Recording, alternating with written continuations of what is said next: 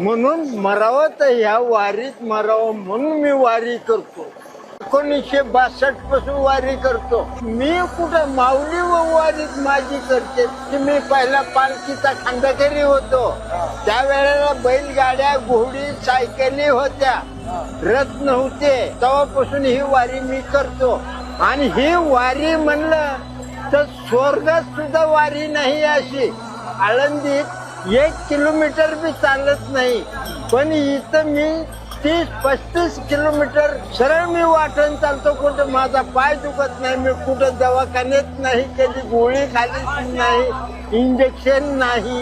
वारी म्हणजे काय की माझं ह्या रोडला मरण यावा ही मागणी देवाला मला कशाची अपेक्षा नाही.